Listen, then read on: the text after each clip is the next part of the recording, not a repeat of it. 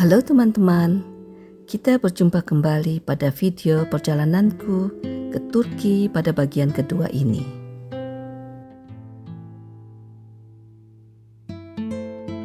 Di sini kami dalam perjalanan menuju Istana Topkapı. Kami harus berjalan kaki cukup jauh dari bis ke Istana Topkapı tersebut. Sebelum mencapai gerbang istana, kita melalui beberapa penjual yang menjual souvenir tradisional yang cukup menarik.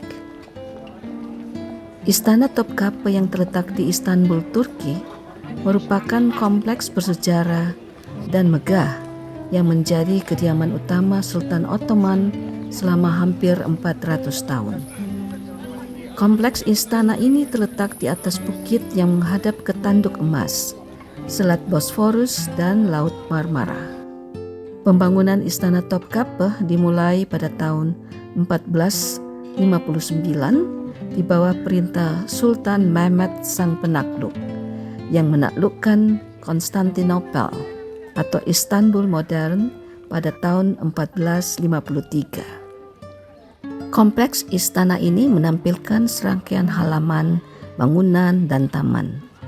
Arsitektur istana memadukan berbagai gaya desain arsitektur tradisional, termasuk pengaruh Ottoman, Persia, dan Islam. Istana ini terus diperluas dan direnovasi oleh sultan-sultan berikutnya.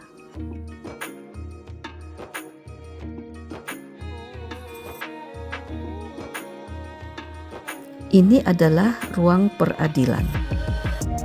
Imperial Harem mungkin adalah bagian istana yang paling terkenal.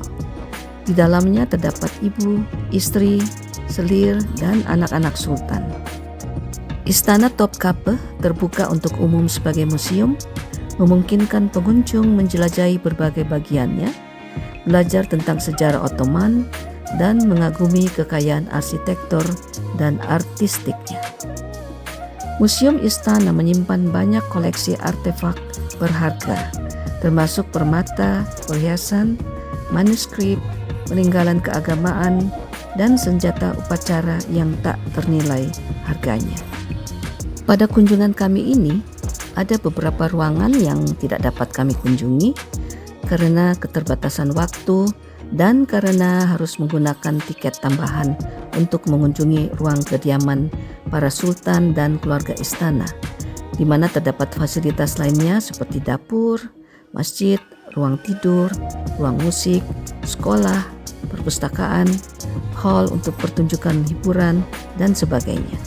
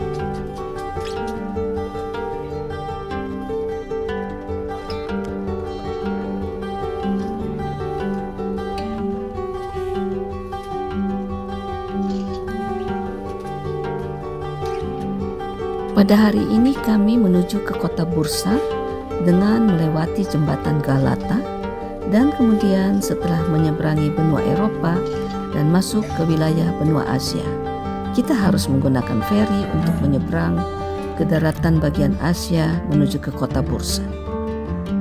Keseluruhan perjalanan ditempuh dalam waktu 3 jam. Guide yang mendampingi tetap Pak Murad yang orang asli dari Turki.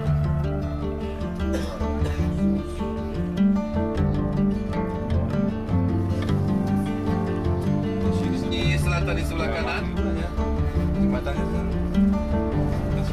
ya, jembatannya tinggi 64 meter dari arah laut. Siap-siap ya, setelah pilar tiang ini ada signboard, ada papan warna kuning selamat datang di Eropa, di Asia. Karena baru melewati musim dingin, kita temukan banyak sekali burung camar yang berterbangan di sekitar feri yang kami tumpangi. Udaranya segar karena suhu udara sudah tidak terlalu dingin lagi.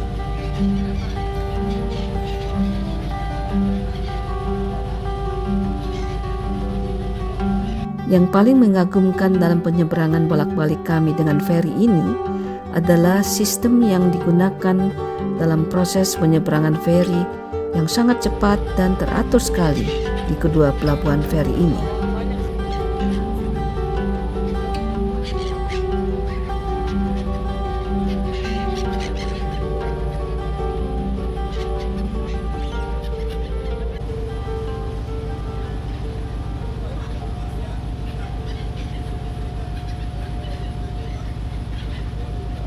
Bulan April. Sepanjang perjalanan ke kota Bursa, akan kita dapati banyak sekali pohon zaitun karena Turki terkenal dengan industri minyak zaitunnya. Tidak ada kemacetan dalam perjalanan ini karena orang Turki berkendara dengan penuh disiplin.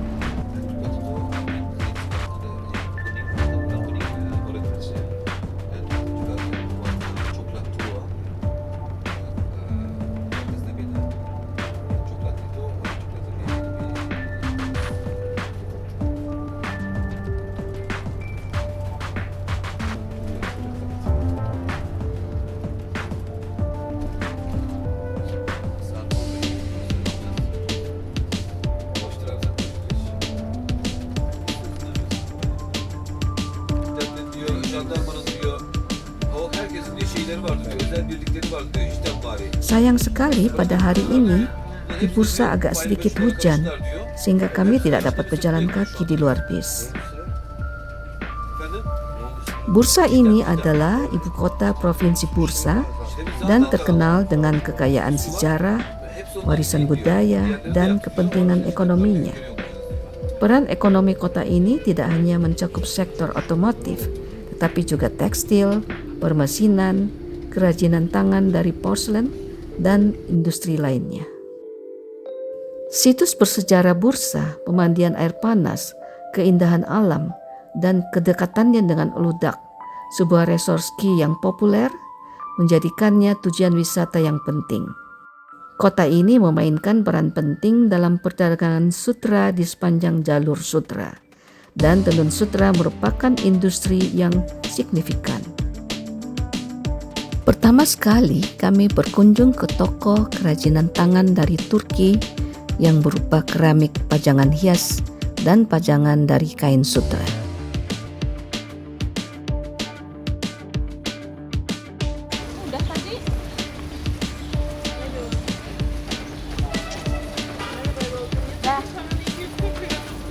Daha önce bir 10 lira yazmışım galiba. Tarih falan bilmem ne falan.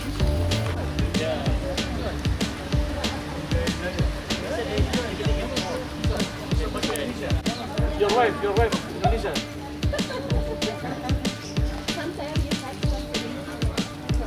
Masjid Hijau dibangun pada abad ke-15 pada masa pemerintahan Sultan Mehmed I yang juga menugaskan pembangunan masjid tersebut.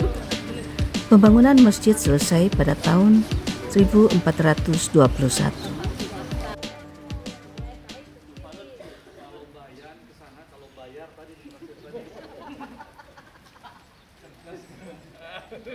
Ciri paling khas dari Masjid Hijau adalah banyaknya penggunaan ubin berwarna hijau dan virus di interiornya, yang menjadi asal muasal nama masjid tersebut.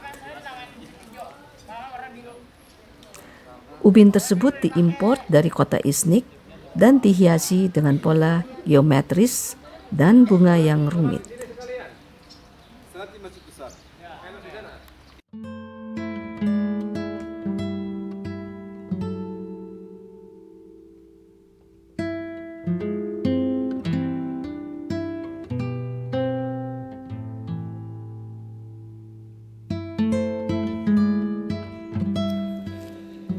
Di dalam masjid ini terdapat air mancur untuk wudhu yang indah. Tempat jamaah melakukan ritual mencuci atau berwudhu sebelum sholat. Secara keseluruhan, Masjid Hijau di Bursa tidak hanya menjadi tempat ibadah, tapi juga merupakan bukti pencapaian artistik dan arsitektur Kesultanan Ottoman.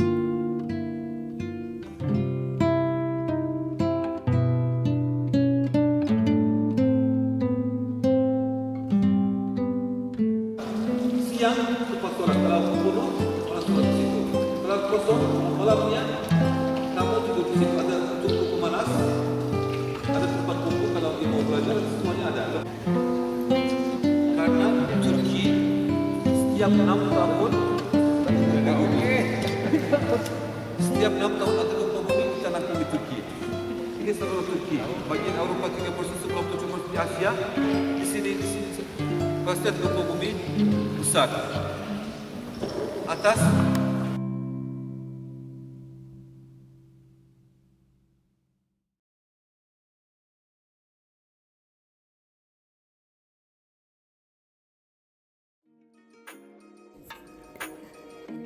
Masjid Agung Bursa juga dikenal sebagai Masjid Bursa Ulu Cami dalam bahasa Turki. Pembangunan Masjid Raya dimulai pada awal abad ke-14 pada masa pemerintahan Sultan Bayezid I.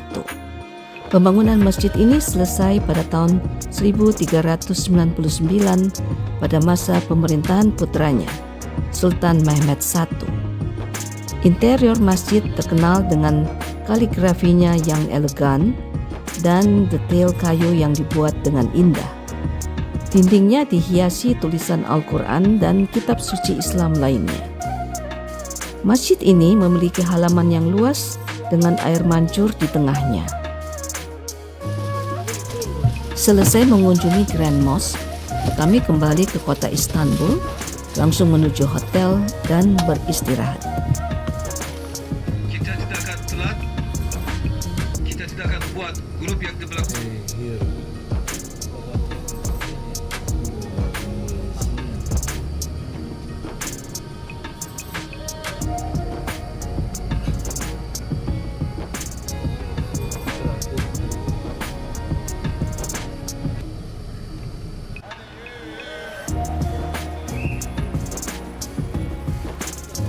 Hari ini adalah hari terakhir kami di Turki. Kami harus membereskan koper dan kemudian check out dari hotel. Tujuan pertama pada hari terakhir ini adalah ke Dolmabahce Palace atau Istana Dolmabahce.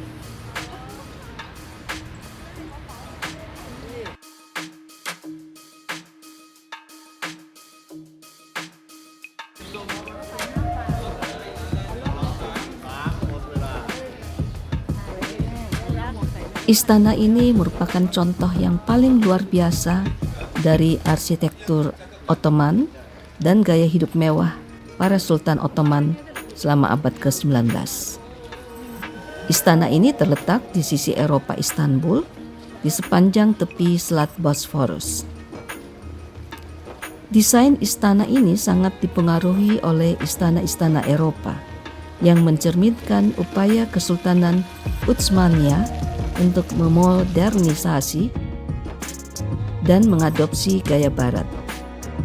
Pembangunan istana ini dimulai pada tahun 1843 pada masa pemerintahan Sultan Abdulmajid I dan selesai pada tahun 1856. Dibangun sebagai jawaban atas keinginan akan istana yang lebih modern dan mewah dibandingkan dengan istana Topkapi yang dulunya merupakan kediaman tradisional Sultan Ottoman. Taman yang menghadap ke Selat Bosphorus dilengkapi menara jam dan gerbang monumental. Keduanya telah menjadi simbol ikon istana.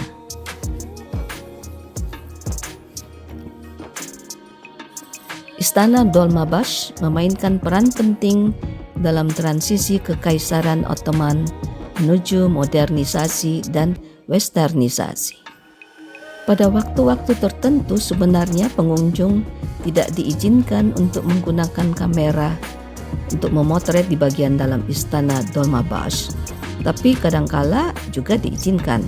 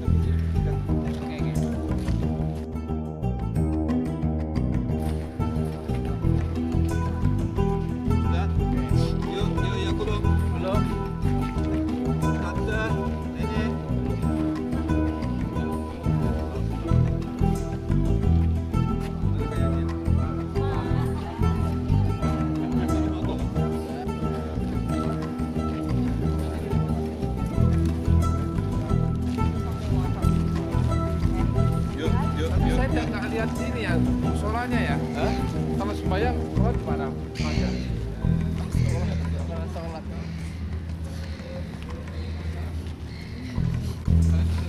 Ada banyak tempat sholat di dalam istana.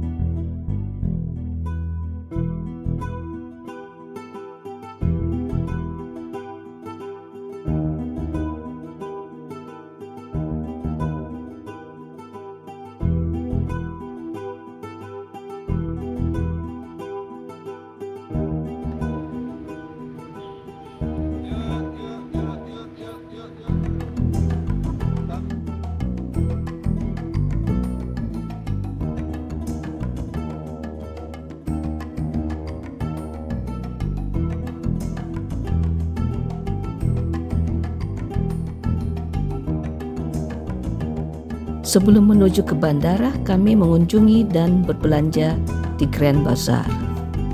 Grand Bazaar adalah salah satu pasar tertutup tertua dan terbesar di dunia, terletak di Istanbul, Turki. Ini adalah tempat fantastis untuk berbelanja oleh-oleh, oleh-oleh unik, dan produk tradisional Turki. Teman-teman, demikianlah akhir perjalananku di Turki. Terima kasih telah menonton, tapi jangan lupa like dan subscribe.